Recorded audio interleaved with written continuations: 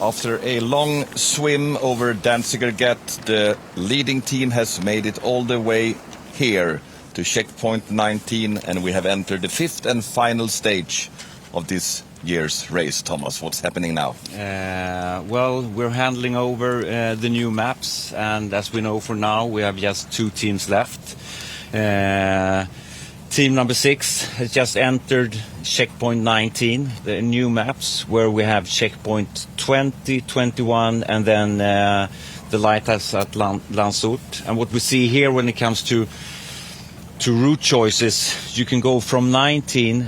Now the swim, their Danziger Gap swim is about 2 hours 30 minutes. So it's a long swim. You could choose between either go into more running parts over here down to checkpoint 20, or you can just continue swimming down to checkpoint 20. Team number 6 has decided to go from checkpoint 19 and do more swimming parts. It's like I would say 900 and then a 2K swim. Probably they will go up on that island just to take a rest and get warmer, and then continue down to checkpoint 20.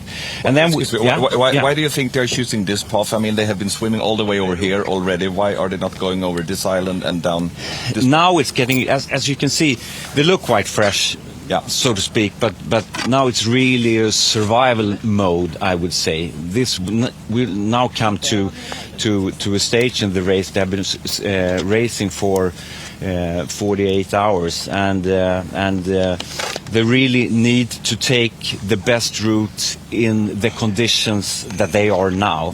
And I think from their perspective, the swimming is quite good anyway, and I think for them it feels better to take a quick step, not a quick step, but the straight way down to checkpoint 20. And then they decided, because the strategy when it comes to checkpoint 21 is that you can do a long swim down to the lights at Landsort, but that's another Danziger Gap in distance. But now they will take checkpoint 21 as for now, and then take this path over north, more running parts, and then the smaller islands down to And I know, Thomas, since you are aiming for a finish time at about 55 hours, there were discussions during the night whether you were going to keep this one, checkpoint 21, or not, but you decided to keep it. Yes,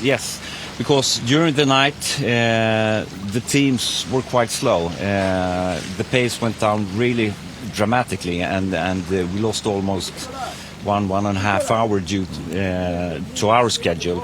But then during the last part of the night and the swim, they have actually taken that time. So now we can go for a winning time. I think it will be around 54 hours, something like that, I would say. We were aiming for 53 to 55 and 54:30, something like that.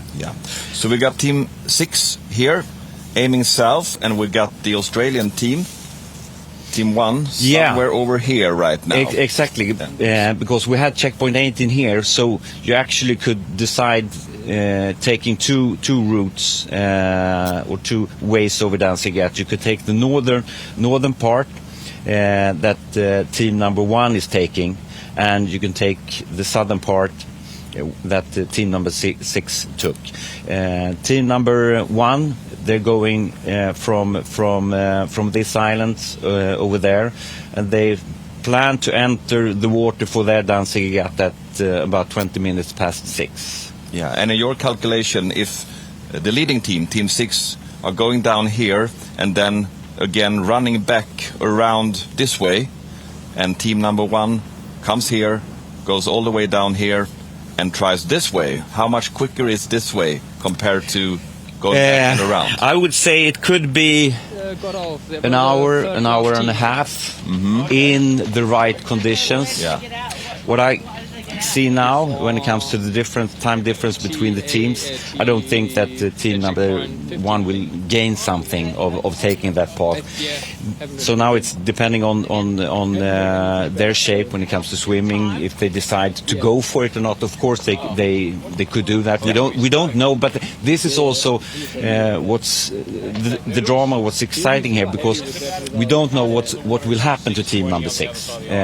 Will they go slower and slower and slower? They look okay now, but now we really enter a phase in the race where we pass 50 hours, and team number 6 hasn't been there. No. So we don't really know They're exploring new zones, exactly. So to say, yeah. So this is a really interesting part of the race as well. Yeah. As you probably can see, also the conditions for swimming right now are fantastic. Yeah. There's almost no wind at all. The sea is like a mirror. Yeah. And we had some drama anyway because we had a tanker getting in. Oh yeah. Getting into Danzig Regatta. So we had a timing plan that team number 6, they needed to pass this entry before 5:30. But the tanker was a little bit delayed because the boat pilot from Landshut was a little bit delayed. So the schedule was good, but that was the discussions that we had with the safety organization and so on, the tanker that was coming in. Yeah. And what for Team 1 Australia, because they still have this. Yeah.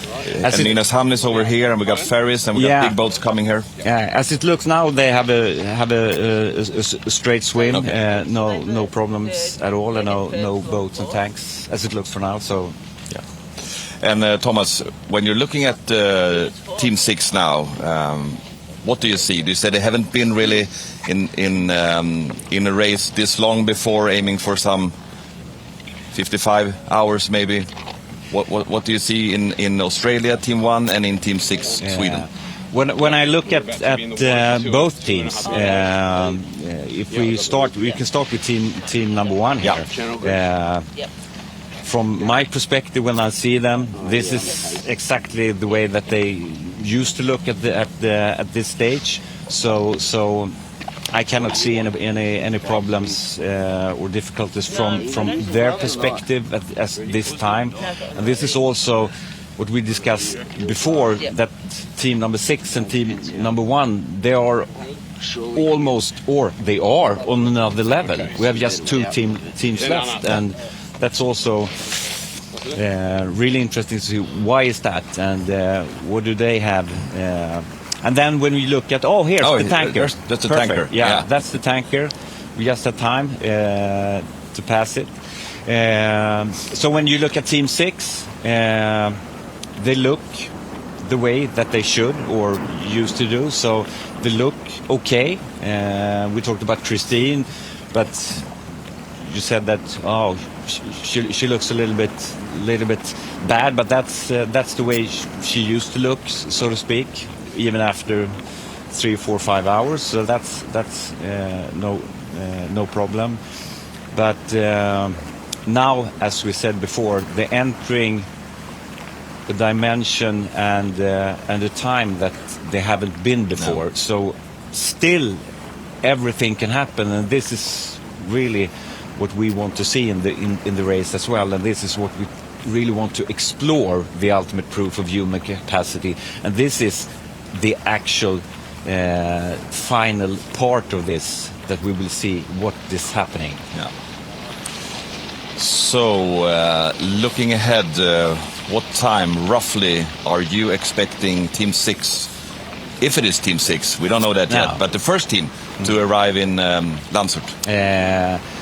Well, I would say if it is Team 6, it will be 12:30 or 1 o'clock, I would say. But at the same time, everything can happen in this last parts. And if we will have Team 1 passing Team 6, they are a bit behind, then we're more like 2, 3 o'clock in the afternoon. And then we have passed the schedule time, the time that we're aiming for. So in either way, we hope for 12:30, 1 o'clock. Yeah. We'll see. There's a lot of racing left. Yes, that we know for sure. Yeah. Okay. Thank you very much, Thomas. And now let's go back to follow the teams.